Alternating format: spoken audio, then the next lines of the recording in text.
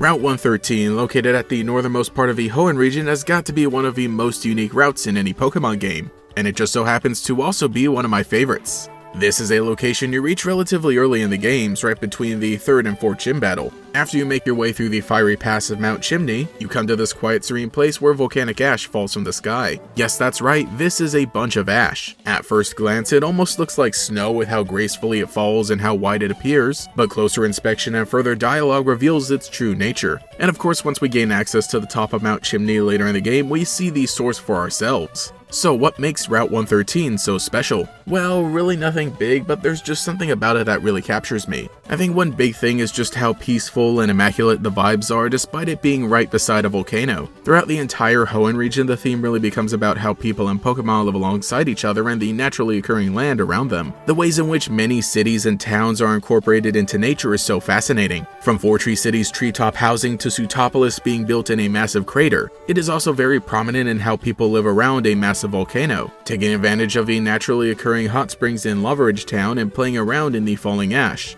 Regular trainers are here and Ninja Boys use the piles of soot as hiding places, and this is even the first time you'll encounter the Parasol Lady. I just think this is a really cool trainer class, that's all. This is also the first and only place in the game where you'll find the new Generation 3 Pokemon Spinda, a funny little dizzy panda that can have literally millions of different spot patterns. I love how their color palette matches that of the route, making it believable they blend in and be able to hide in the grass. They aren't the only Pokemon here, but they're definitely the most common. Aside from them, you can also find Sandshrew and Slugma in Emerald version, as well as the amazing Skarmory. Now, this is one of those Pokemon from Generation 2 that wasn't all too common and didn't appear until the later sections of the game. So because you can actually encounter it pretty early in Generation 3, it's often mistaken as a Hoenn native Pokemon. Even though it's rare, Route 113 is one place you're encouraged to run around in, so you're more than likely to see one. I remember the first time I saw one here, I was completely flabbergasted. It almost felt on the same level as a roaming legendary. Near the end of the route, there's even a glassmaker's workshop where you can obtain the Sootsack key item. This allows you to passively gather falling ash as long as you're walking in the route.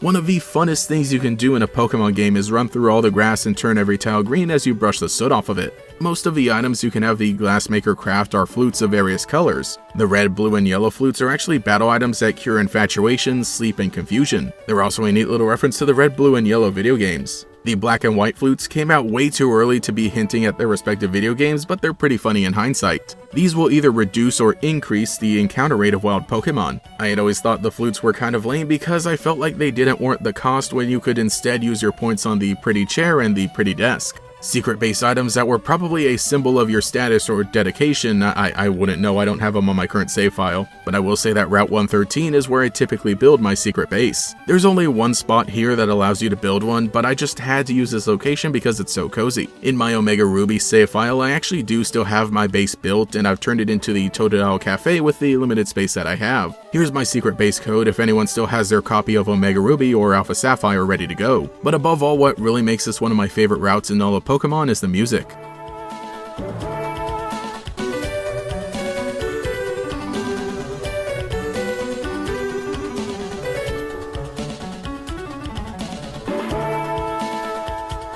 There is just something about this song, man. It's calming and chill, yet adventurous and inspiring all at once. After having come through a significant chunk of route between Mauville City and here, this is the sign that tells you to take your time walking through, as you complete the last leg of your journey before the next town. I even think the music is a big reason a lot of players would think this was actually snow falling. The music sounds like something you would listen to in the middle of winter with a mug of hot chocolate. But when you think about it, this place would probably be pretty warm and have some thick air. Still, the theme is something burned into my memory and I literally cannot forget it. The nostalgia hits me so hard whenever I hear it.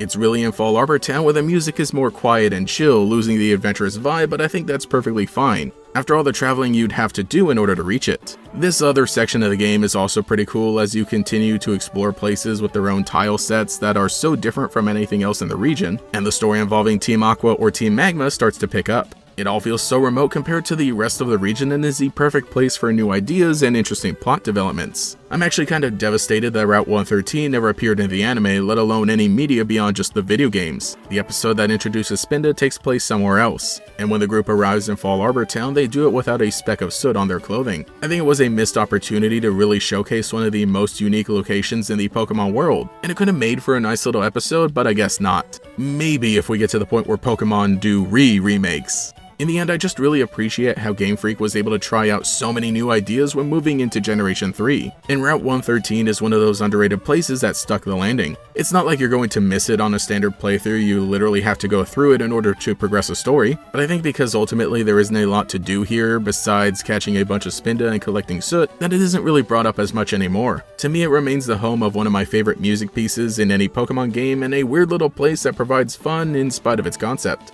So let me know what you think about it in the comments below, and if I was too insane to make a whole video discussing only a single route in a Pokemon game. Anyway, I'm off to collect even more volcanic ash. That pretty table isn't going to craft itself.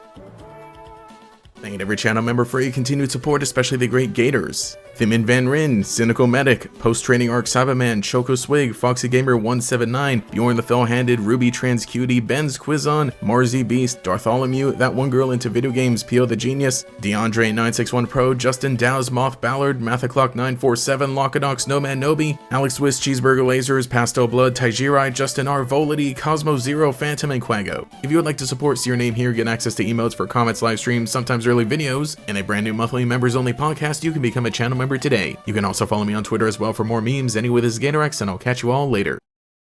Stick around! Your clue to win a Nintendo Game Boy Advance SP system, or one of 100 Pokemon